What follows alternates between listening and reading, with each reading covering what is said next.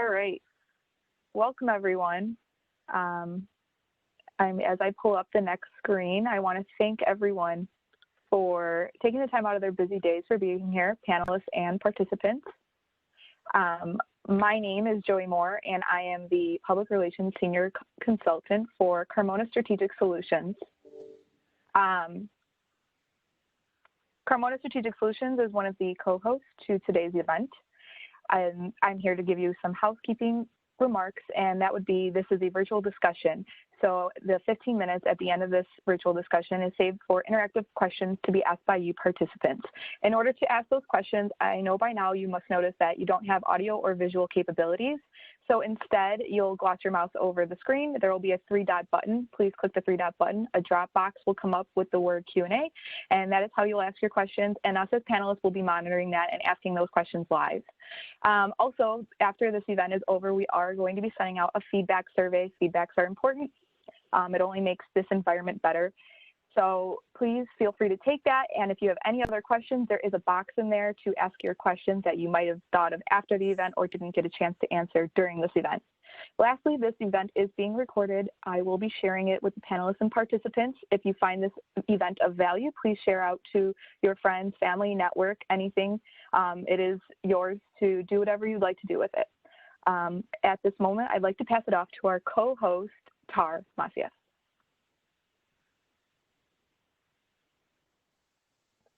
Hello, everyone. My name is Tar Macias, and I'm the president of Hola America and Hola Iowa. We are two multimedia companies, and our focus is the Latino communities in the state of Iowa and in Illinois. We're a website, a highly engaged social media platform, and print newspapers in both English and Spanish. We started Hola America 20 years ago.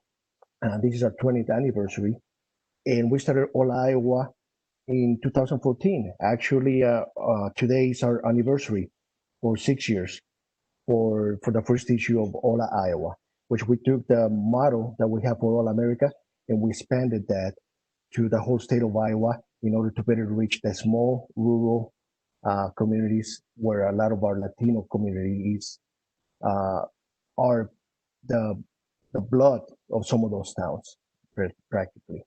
And I would like to invite you to follow us on our Facebook page, Hola America News.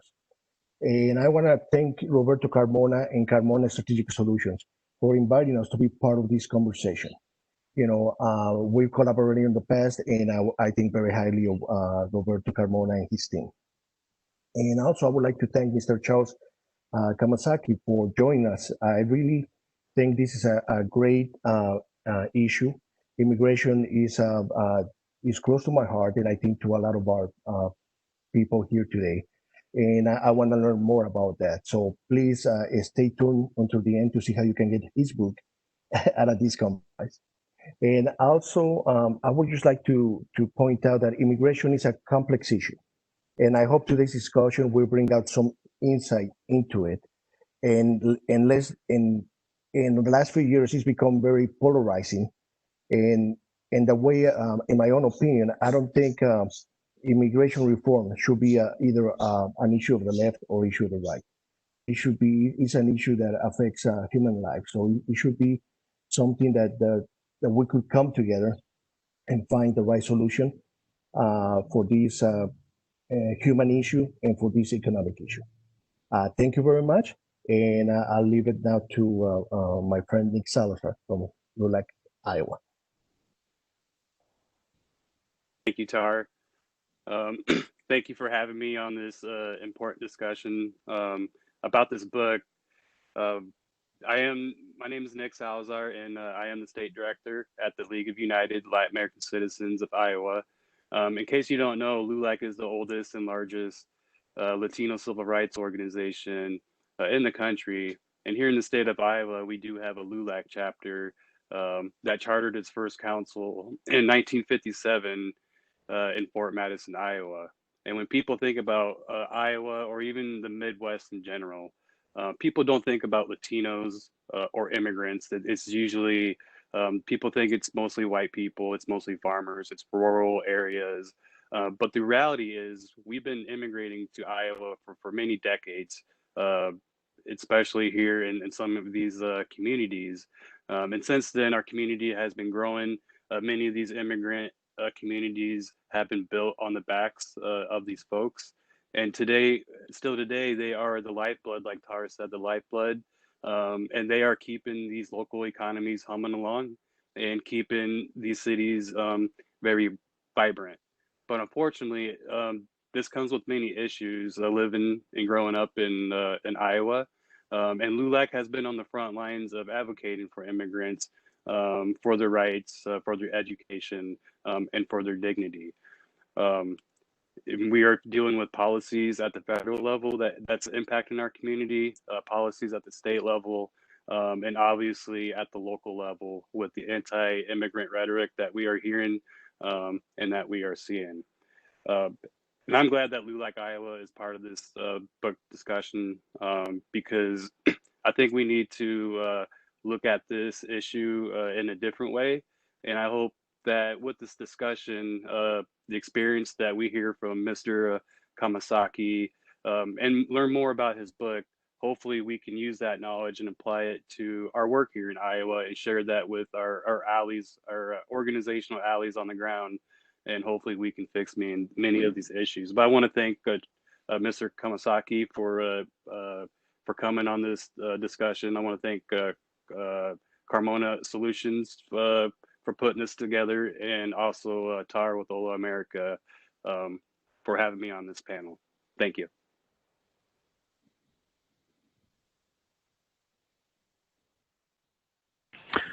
Thank you. This is Roberto Carmona. I'm the president and CEO of Carmona Strategic Solutions, and I want to thank Joey Moore, who's handling the logistics of this call and getting everything together, and also Marissa Sclafani, who basically is a consultant here who works on the policy and research, and actually took a very big part in the creation of the book review and the analysis of Charles's book. What Carmona Strategic Solutions does is basically we're a business that is mission is to add value to organizations and small businesses and also governments to perform better and become more successful. For example, true to our mission, my roots are in advocacy. I grew up in rural Illinois, Sterling, which is very close to Iowa. And early in my career, I was part of National Council Raza, which is now Unidos US. And I did have the opportunity and the privilege to work with Charles when I ran the Midwest office. So I am very proud to be from the Midwest region. I know a lot of history of the different communities that came to the Midwest. And I grew up as an advocate in high school, is involved in teatro, involved with different organizations. And we looked for guidance from what the LULACs were doing there in Iowa and then across the country. After I left National Council Raza, I got involved with U.S. Department of Housing and Urban Development, U.S. Department of Labor, and then later I went to Harvard's Kennedy School. When I returned from Boston and Washington, I wanted to bring my skills to help out communities. Finally, for example, some of the things that we do, I won't necessarily have to tell you and come up with a marketing pitch, but for example, some of the things that Joey and Marissa and I are involved with the state of Illinois, they have a $9 billion budget, that's billion, for construction of state buildings, which is universities and colleges. And right now we're engaged of trying to help small businesses that are owned by Hispanic-owned, minority-owned, veteran-owned, and women-owned businesses, and also building their capacity to present and scale their business to become more successful and be engaged with economic development of local communities. That means also, again, being advocates. So I'm going to get into this book to kind of talk about what its value is today, but the immigration reform book, The Corpse That Will Not Die, which I know Charles is going to get into, is so valuable in terms of looking at what happens after the elections, what happens during the processes of bills becoming laws. We were very excited about seeing, the advocacy of where organizations like LULAC get involved, community groups get involved at the school district level, the local city council, the congressional level, the state level, that yes, there'll be an election, but that doesn't mean we stop organizing, that we stop working with the communities. Those are very key times that we have to continue. And I think there's a lot of lessons from Charles's book that are still relevant today and talks to how do we organize and build alliances, all the things that Nick had talked about that LULAC is doing. This reaffirms it, and there's a lot of great tools there. So with that, First of all, it's I may want to do a little update. Marissa, can you talk about this real quickly in terms of the special book discount, right? And then I'm going to introduce Charles formally and let him start. Definitely. It's wonderful to be on this call. Thank you to all the panelists and all the attendees for joining us today. Very good news that the publisher of Immigration Reform, The Corpse That Will Not Die, is offering an exclusive book discount from now through the end of October. So at the end of this presentation, everyone will receive a copy of the presentation, and they can click directly on this link to be directed to the website and be able to purchase this book for a discounted price of $19.95. I read the whole book, and it was really amazing, vivid detail. And as Roberto mentioned, this book is really about relationships. You get an insider look on relationships in DC, but also nationally, people working together to push for immigration reform. And I'm very excited for Charles to speak more about that today. Okay, I'd like to formally introduce Charles with his background and then let him, this is what you're all here for. Charles Kamasaki is Senior Cabinet Advisor of the National Council of Raza. In this capacity, he serves as Senior Member of the Management Team, the Cabinet, at Unidos US, formerly National Council of Raza NCLR, the nation's largest Hispanic civil rights and advocacy organization, representing nearly 300 affiliates, nonprofit, community colleges, community development corporations, that serve millions of Hispanic Americans annually. Previously, Charles serves as the Executive Vice President of NCLR. For 2 decades, he managed the group's research, policy analysis, and advocacy activity. He has authored, co-authored, and supervised the preparation of dozens of policy and research reports, journal articles, and editorials, testified frequently at the congressional and administrative hearings, coordinating pro bono, litigation, and legal analysis, and represented the organization at research and policy conferences and symposia. Since May 2012, Charles has been part of the Residence Fellows at the Migration Policy Institute, carrying out research that eventually produced the book Immigration Reform and the Corpse That Will Not Die. And again, my point here is you have a tremendous opportunity to meet a national leader, well respected in the area of policy, advocacy, immigration, and for the Latino community. So from there, Charles will talk for a little bit, then Marissa and myself and Tar and Nick, once again involved, we'll move the conversation, and then we'll get a 2-minute kind of update that we're going to start a Q&A session. So from there, Charles, thank you for joining us. We appreciate it. Thank you, Roberto, and thank you to everyone, Joey, Marissa, Tar, and Nick. You know, I'm thrilled to be doing this, in part because there is a special role that LULAC Iowa played in shaping the last round of comprehensive immigration reforms, in some respects, the only comprehensive immigration reforms that have passed in the last, say, 50 years. So Roberto asked me originally to talk a little bit about how I got into the book, a little bit about the subject of the book, and then be open for questions and a question and answer period. You know, it had never occurred to me that I would ever write a book until about 10 years ago. At that time, NCLR, now Unidos US, was going through a reorganization. As Roberto noted, I had been the executive vice president of the organization. Frankly, I was looking for a different role where I wouldn't have to continue working 70, 80 hours a week sometimes. The second thing that happened was that there was a lunch where a number of us who had lobbied on the Immigration Reform and Control Act way back in the 80s got together as kind of a little reunion, and we discussed the fact that there weren't really any good books about how IRCA came to be. That's the acronym for the Immigration Reform and Control Act of 1986. And at the end of the lunch, one of the participants, a guy named Skip Enders, who was Congressman Rodino's chief staff person, he was the chairman of the Judiciary Committee that passed the bill, came up to me and said, you know, Charles, you ought to write the book. And it just kind of stuck in my head. You know, maybe it's something I ought to think about.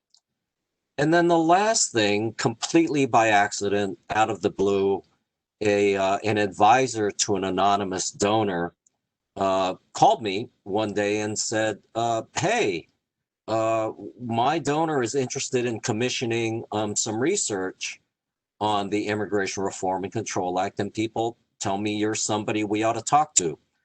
And what really, I jumped at the opportunity in part because not only had the story of the bill not been told, but it is so rare that these stories are told from the perspective of Latino organizations. So I was then a very young staff person. I came to DC in 1982 to work at the National Council of La Raza.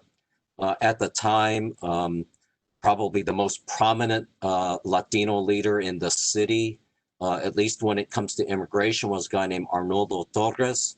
He was the national executive director of LULAC.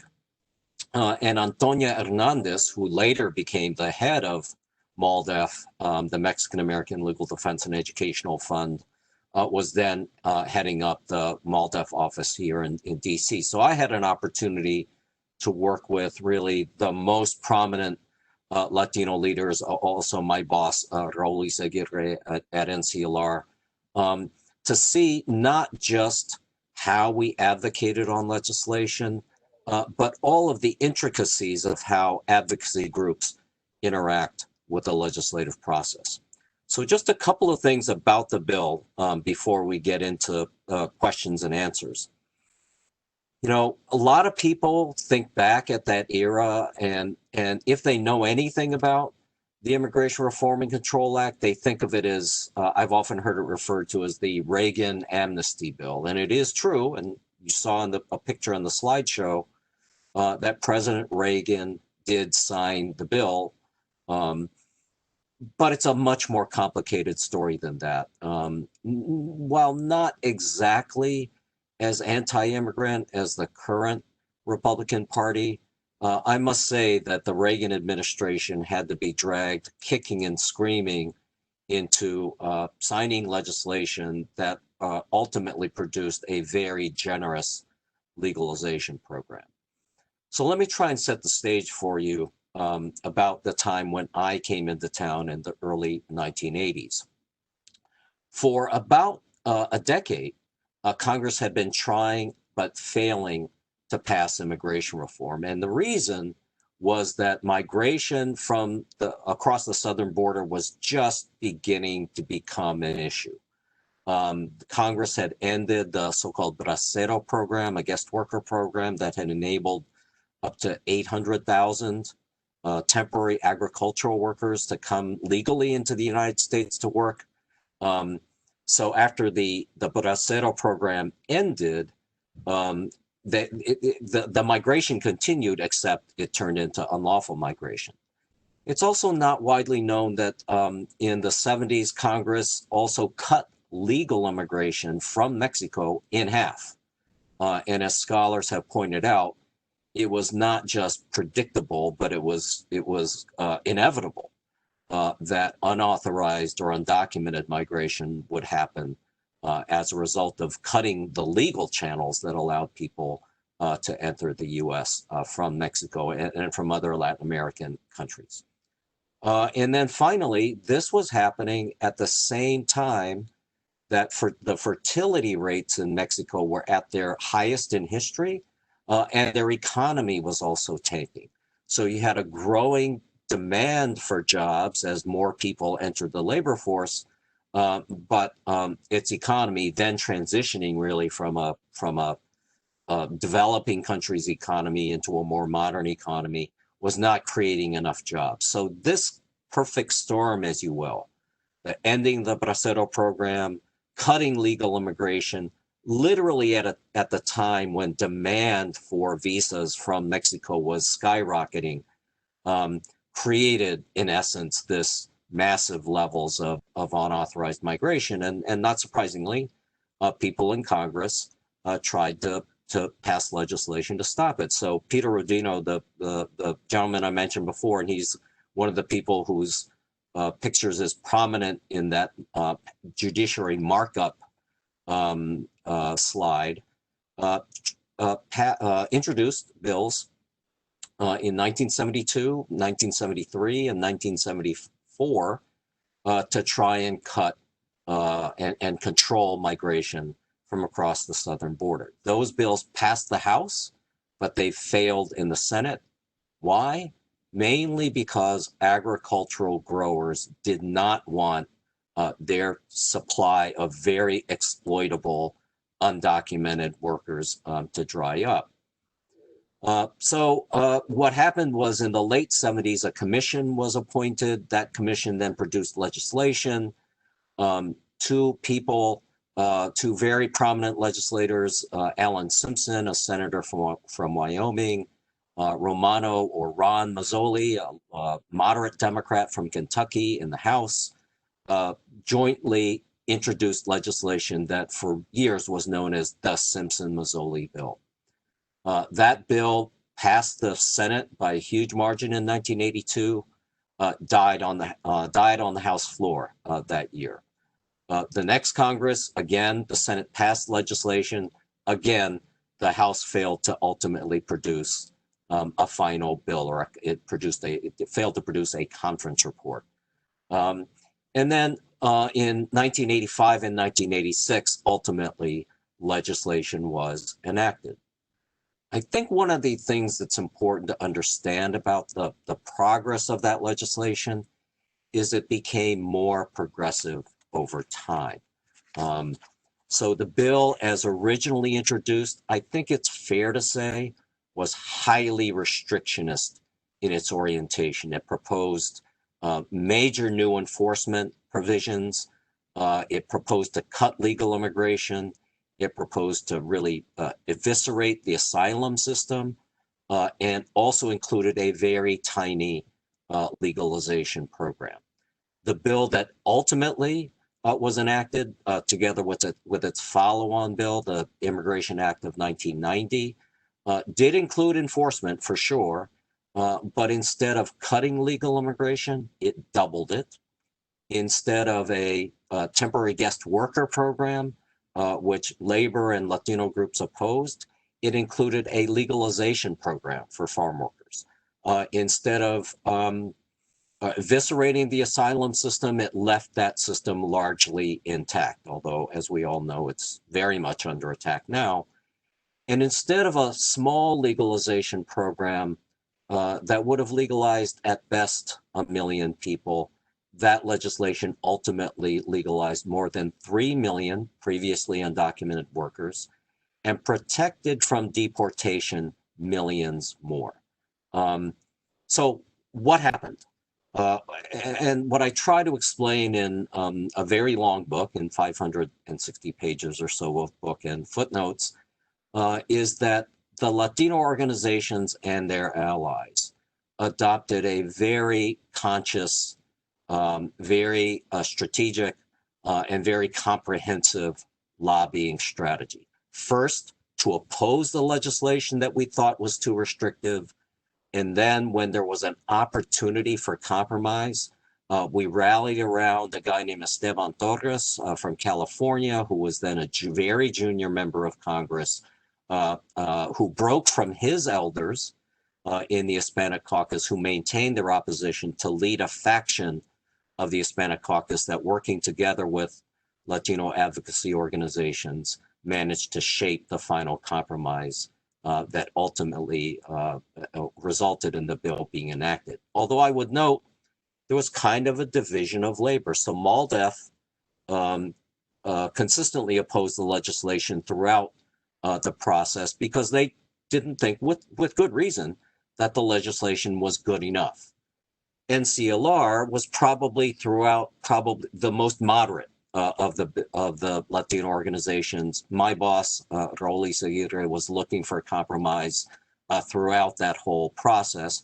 And LULAC kind of played a central role in that it was at one point the leader of the opposition, and then around 1985 kind of came around and blessed an attempt to seek compromise. One last point I would like to mention is the role that LULAC Iowa played in this debate. So as I mentioned, agricultural guest worker programs was one of the major points of contention in this legislation. In 1984, the House passed a major expansion of agricultural worker programs, was the so-called Panetta Amendment, named after Congressman Leon Panetta from California. Though that expansion was opposed by Latino and labor organizations, we thought if we really need the workers, they ought to come in with full rights, not in some sort of guest worker status that would leave them exploitable. During the debate, it became known that a then relatively junior congressman from Iowa named Tom Harkin, who later became a very distinguished senator, that his wife, who was a lawyer in a very prominent firm in DC, led the grower lobbying for that amendment. And so LULAC then collaborated with its Iowa chapter to really raise the heat on that issue. Held a series of press conferences, a bunch of organizing activity, calling out then Representative Harkin for enabling the exploitation of Latino workers and demanding a better solution. And that played a key role in putting the pressure on Democratic and liberal members of Congress back in those days to seek another solution, which ultimately became, as I mentioned earlier, a legalization program for farm workers. So, you know, I hope that's enough of a teaser and a explanation of what happened. And I would love to entertain questions or comments from the panelists or the audience at this time. Yeah, Charles, a couple of things. I think what I really liked about the book, I think right off the bat, chapter 1, A Meeting and a Movement, gives a historical backdrop on U.S. immigration, especially the experience of Mexican Americans. I thought that was for me, it was a very compelling chapter to look at the different trends and the different reactions to repatriation and all that very emotional type of thing that, you know, that's what I liked about the history part. But one other element that I saw of the book was the relevance today, and I'll ask the question, but one thing that I found really compelling for today's advocates was the policy primers, which talked about employer sanctions, which talked about ways of analyzing things. What led you to add the policy primers into the book? Well, so these are, I think there's 5 of them, and they're all very short, 1 page. I guess there's a clever answer, but let me give you the honest answer. This started off as an 860-page manuscript. And I was trying to do probably too many things in one book. And there was included in the original manuscript of the book was quite detailed policy analysis about the book, about these various issues. And at one point in the editing process, I think one of the editors kind of gently, and in some cases not so gently, suggested that you know, I had to cut substantially, and maybe this very dense policy verbiage could be synthesized into very short pieces that later became these policy primers or primers. And so the idea is the book is really more the stories about how the legislation was enacted, and we kind of pulled the heavy policy stuff out and left these primers in.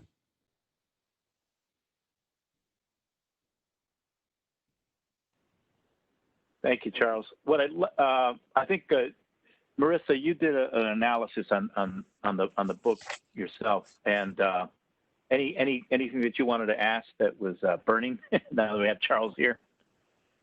Sure, and it also kind of touches upon what Tar mentioned earlier, which is how easy it is for immigration reform, immigration policy to become a political debate.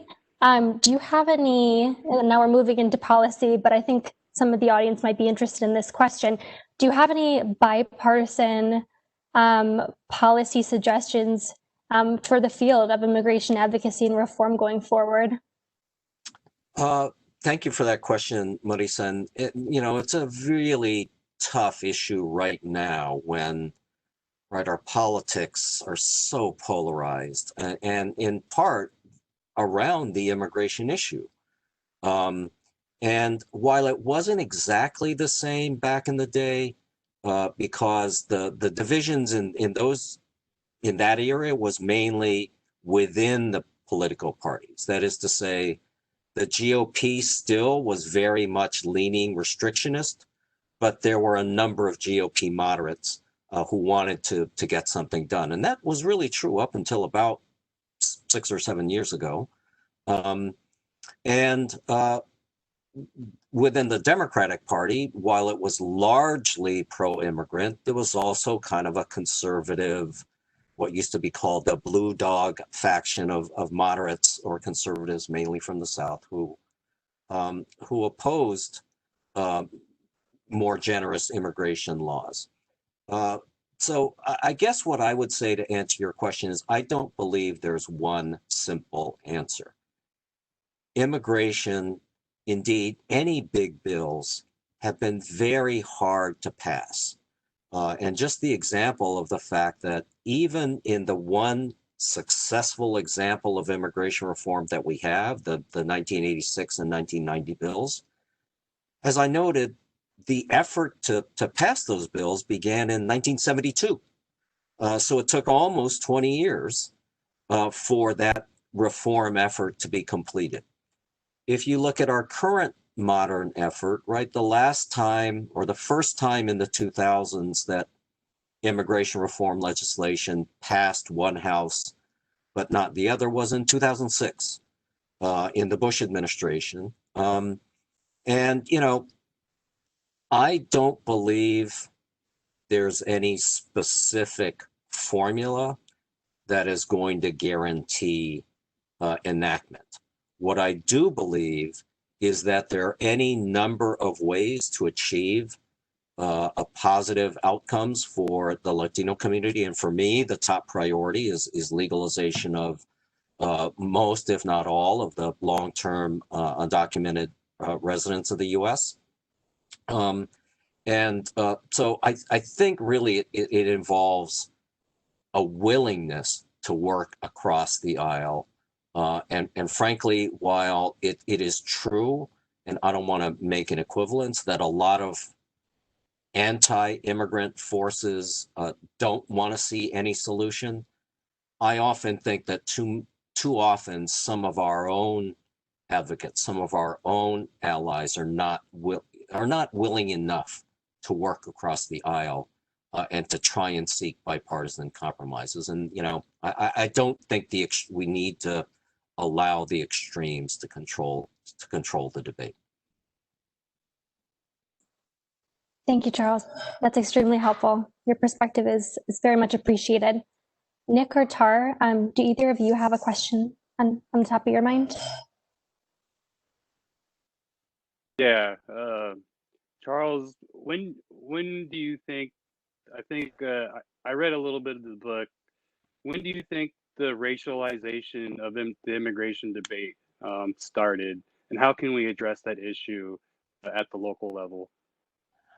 That's really a great question. So Roberto mentioned the first chapter of the book, and it doesn't exactly say it in these terms, but I think the only fair reading of the history of policy development with respect to Mexico and Mexican immigrants is that it was always racialized. That if you were to take what people would call a institutional racism or a structural racism frame and apply it to policy making from the U.S. towards Mexico around immigration, I would say it's hard to avoid the conclusion that immigrants from Mexico were always devalued and always seen as lesser than immigrants from Europe. I think and let me just explain 2 or 3 ways that manifested itself. So one is, you've heard probably a little bit about the so-called public charge exclusion in recent years with the Trump administration's effort to change the rule.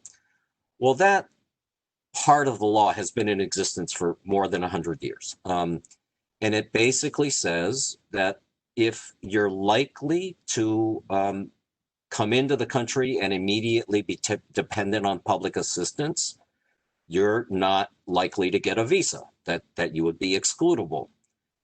Now, I would just want to kind of point to the big migrations from Europe that we exalt, right? So people fleeing the Irish potato famine who came across on boats, people fleeing deep poverty in Italy, who also came across the Atlantic.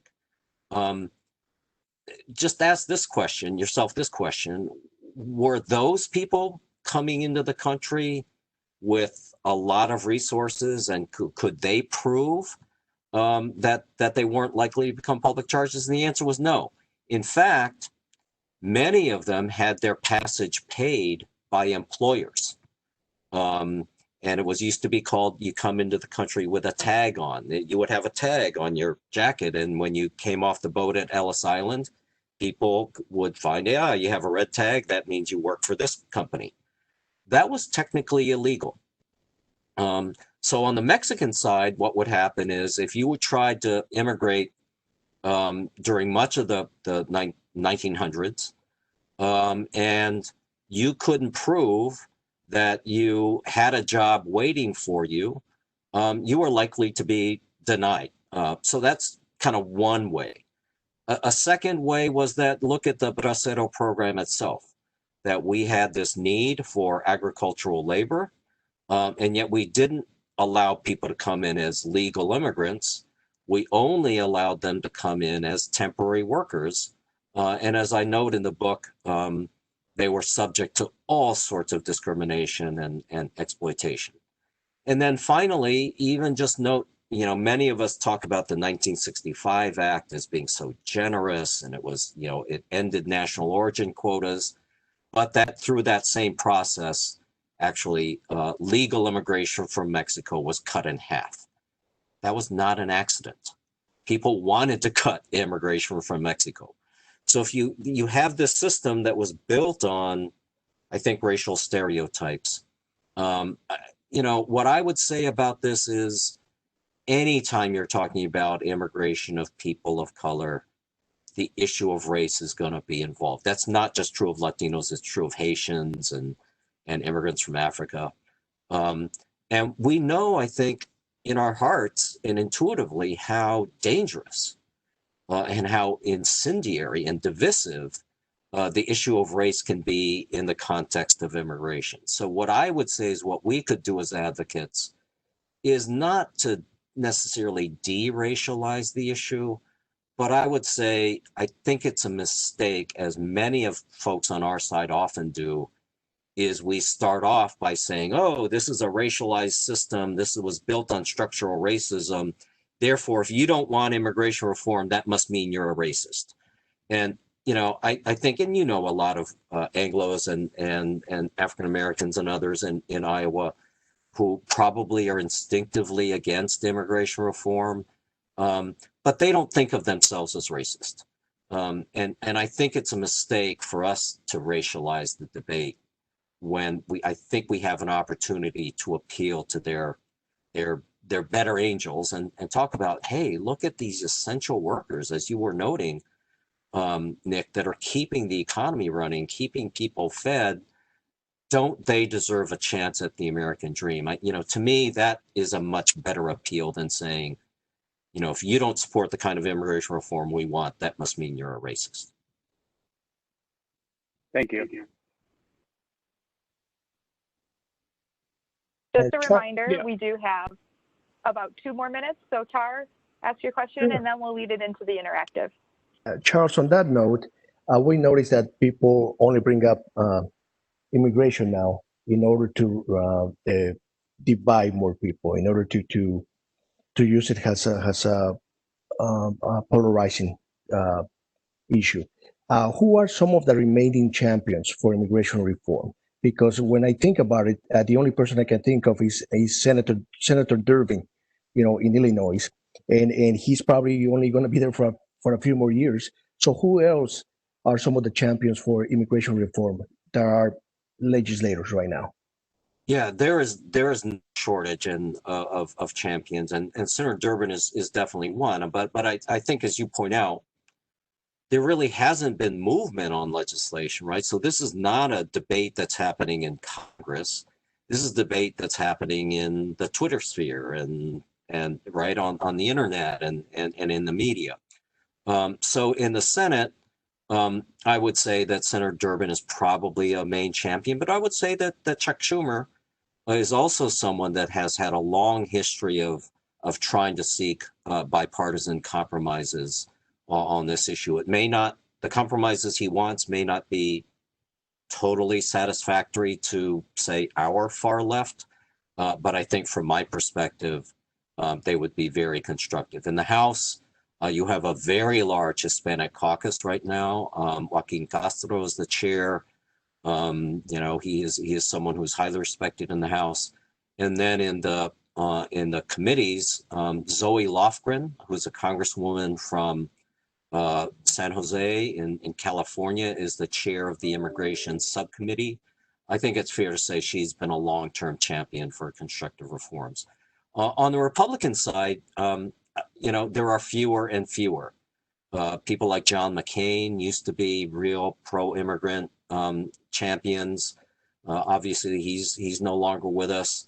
Lindsey Graham in his previous incarnation used to be kind of a supporter of immigration reform. Who knows what's happened with him these days? So I think they're going to be harder to come by on the Republican side, but I think we have to try.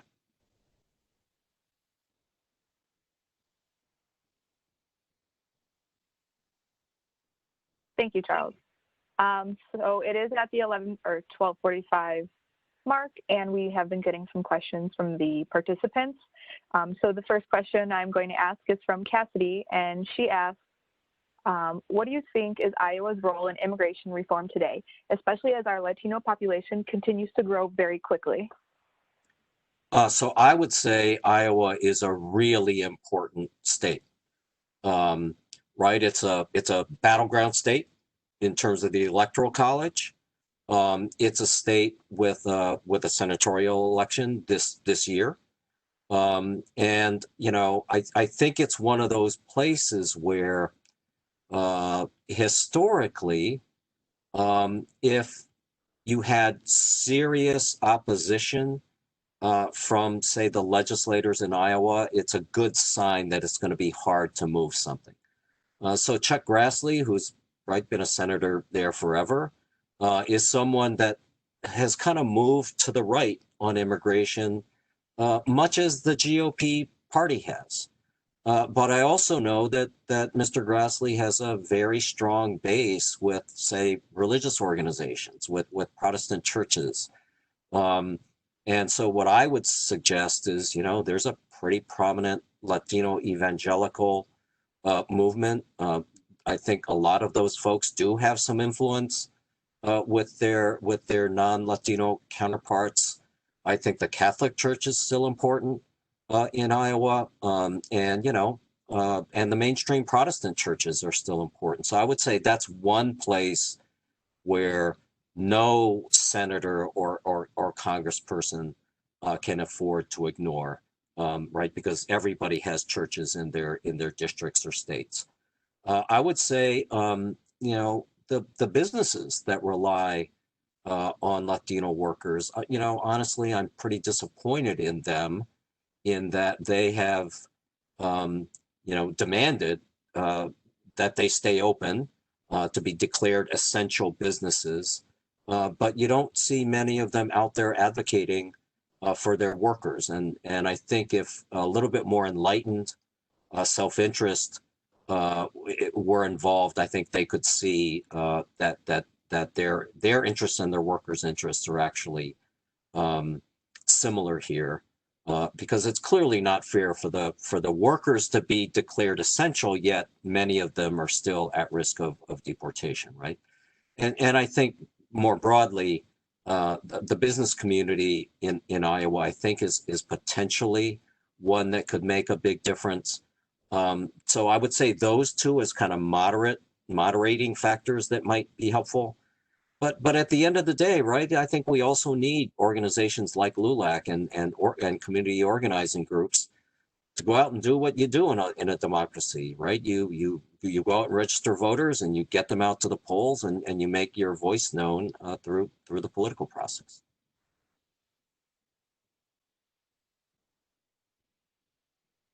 Thank you, Charles. I have another question from a attendee. This is from Hector.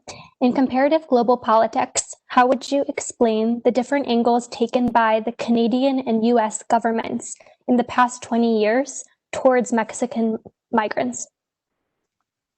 That's a really good question. So just in general, and I must say I'm not a super expert on the Canadian system, but I think it's fair to say that Canada has been consistently more immigrant friendly than the United States, really for a long period of time. And I think it can be explained in part because Canada is still a relatively low, has a low population density rate. And to some extent is still seeking more workers in a growing population in order to support their economy. I would say that's one point. I would say, secondly, Canada, just as an ethic, not that there aren't, right, not that there isn't a spectrum, but Canadians, both the government and the public, seem to be more wanting to be more tolerant and accepting of difference when it comes to questions of race and ethnicity.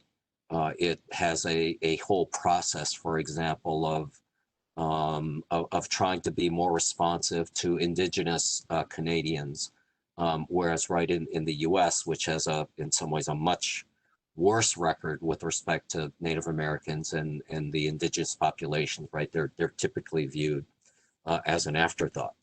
And in particular, the Canadian system has been very open to Asian migration for a long time, which has ebbed and flowed in the U.S. So I think those might explain some differences. What I would say is, on almost every count, the Canadian system is more generous.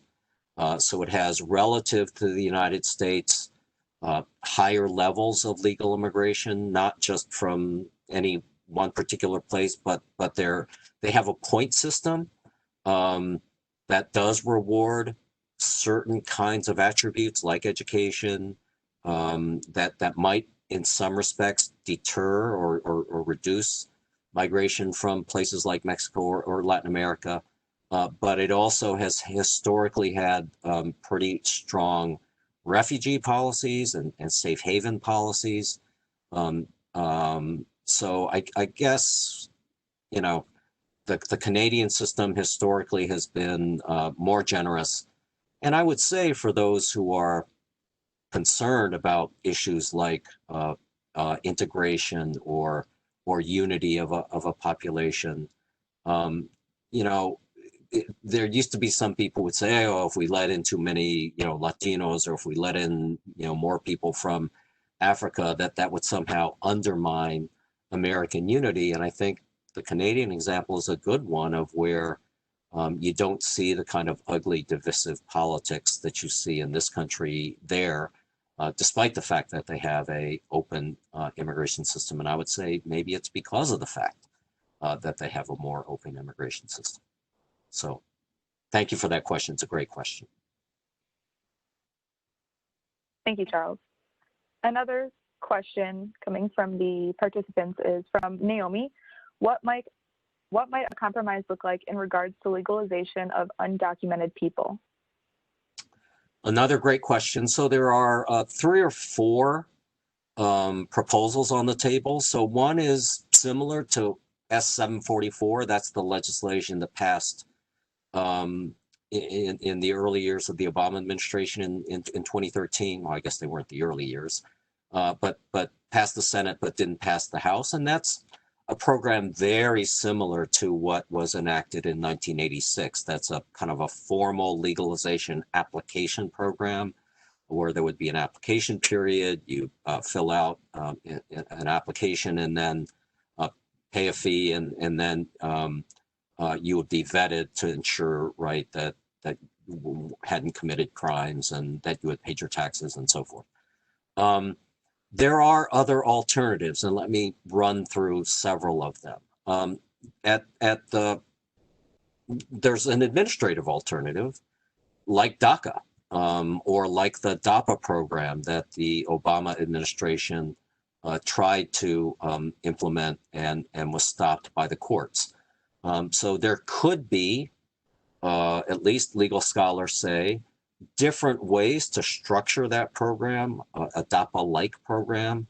Some people call it a parole-in-place program that would be more likely to survive a court challenge.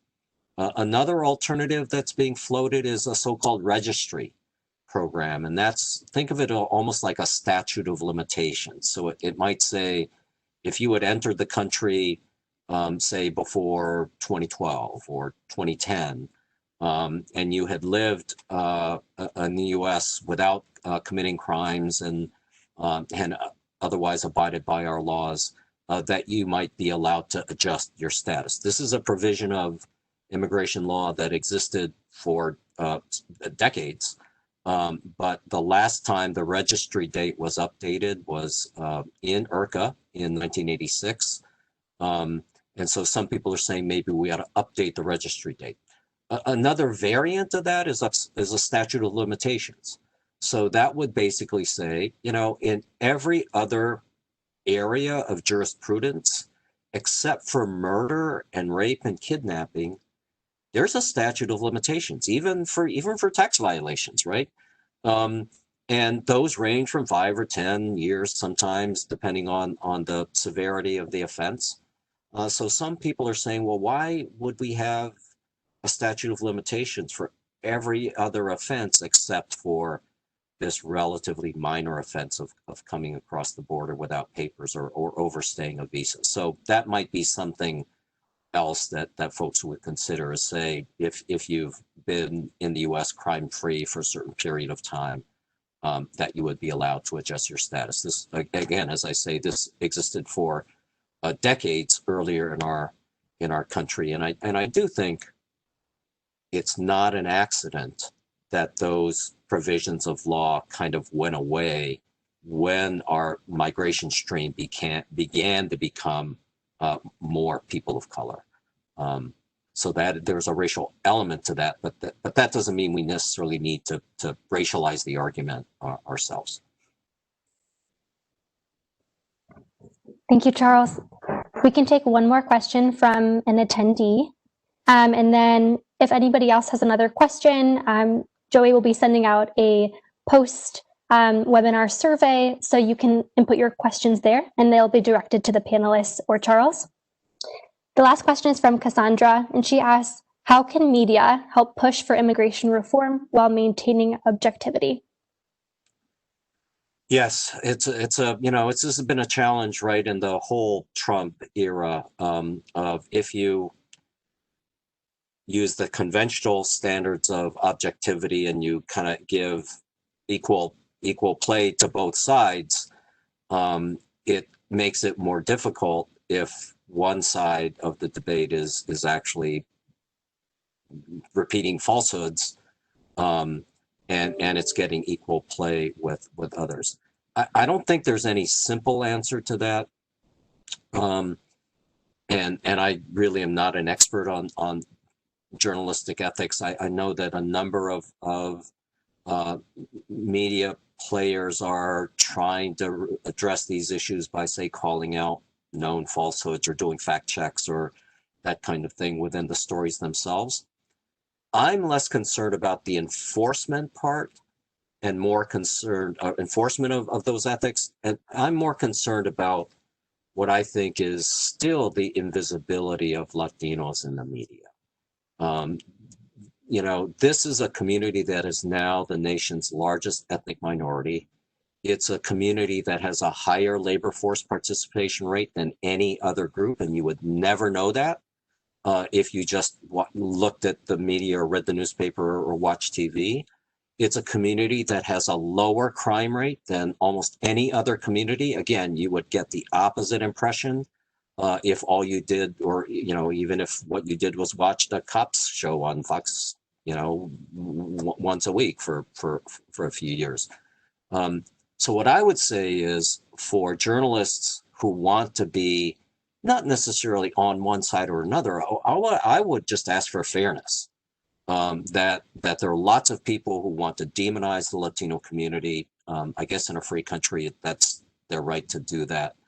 What I would say is, but let's have some balance by lifting up the stories, the truly authentic stories of the Latino community themselves.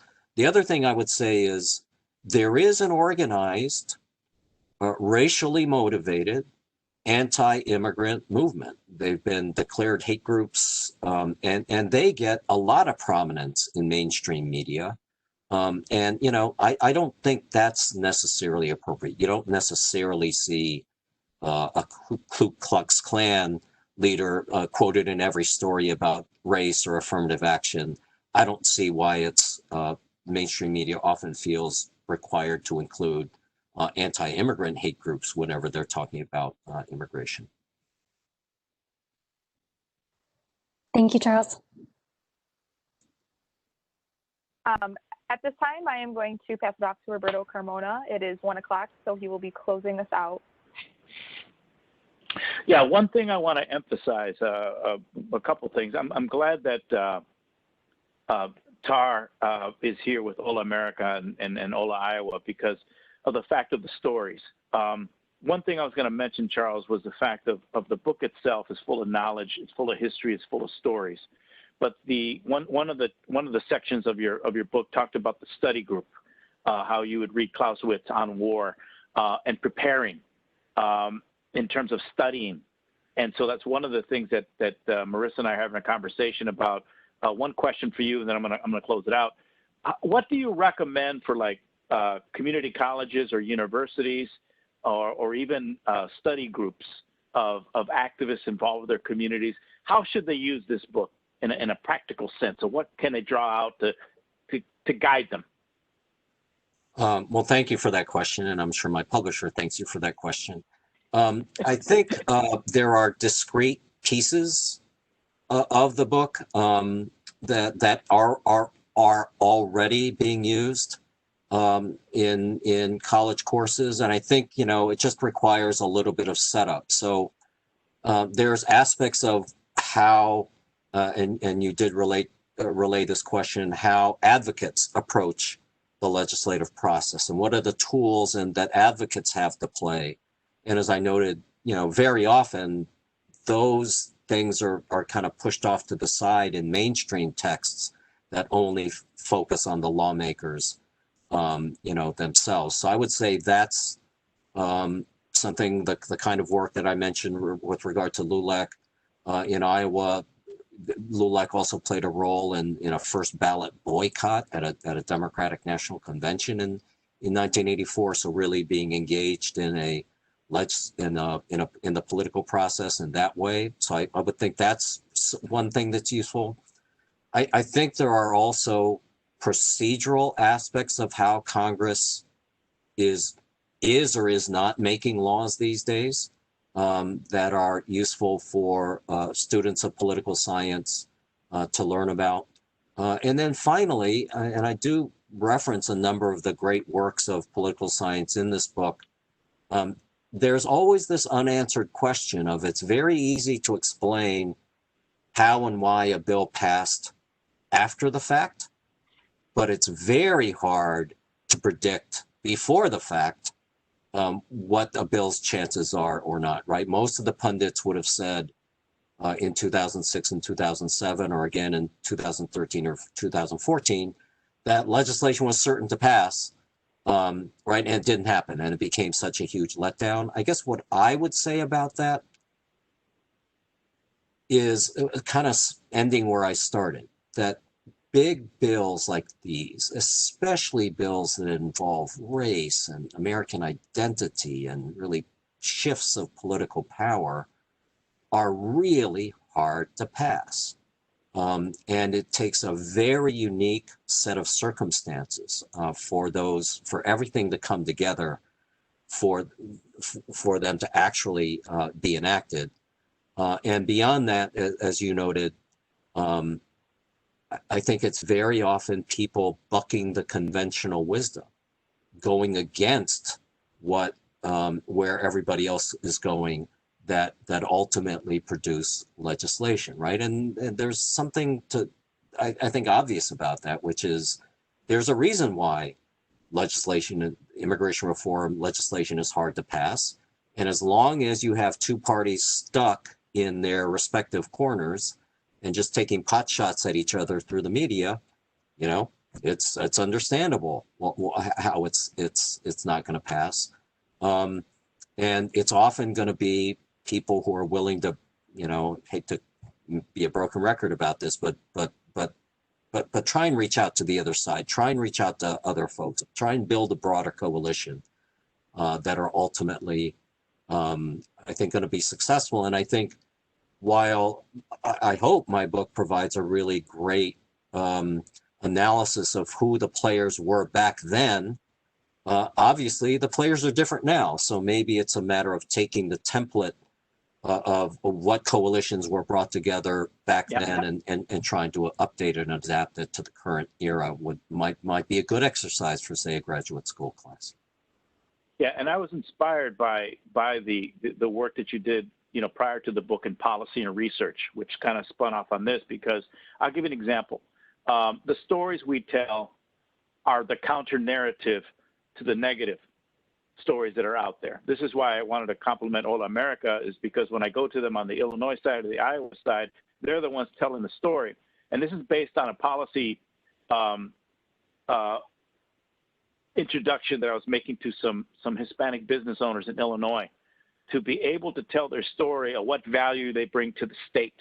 And I recommended them to create a policy institute that talks about the economic impact. And then on the other side, because you have Hispanic serving institutions, which enrollment is 25% or more Hispanic, we're bringing in tuition dollars.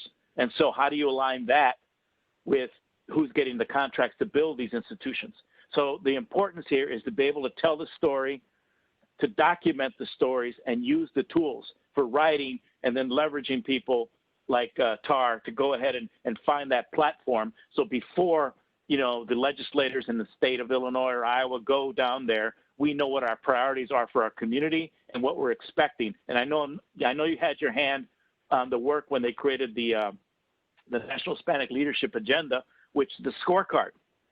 How do we measure the effectiveness of the legislators? They don't necessarily have to be Hispanic, but they can be from representing communities with significant Hispanic populations, so that when they are being asked for support, okay, this is based on our analysis. So with that, I'll go ahead and kind of close out, and thank you, Charles. If you want to make one last final comment, thank you again for joining us, and LULAC and Hola America and my Carmona Strategic team. Thank you, Charles, for making time for us. Sure, it's been a pleasure. It's really a thrill for me to be able to speak to a Midwest audience. It's an audience that's not often included, right, in discussions of issues like this. But I really appreciated this opportunity. I really appreciate the questions. You have a really well-informed audience. Thank you. Thank you. One last time about selling the book, a discount. Yeah. So everyone that is on this call, I do have your emails. I will be sending out a follow-up feedback survey if you have any more questions. I hate to stop the momentum of it, so feel free to share them in there. I will be sending the link for the discounted book, and a YouTube URL link, once this is downloaded, will be shared with you earlier next week. So with that being said, happy Thursday and take care, everyone. Thank you, everyone. Thank you, Charles. Thanks. Thank you, Charles.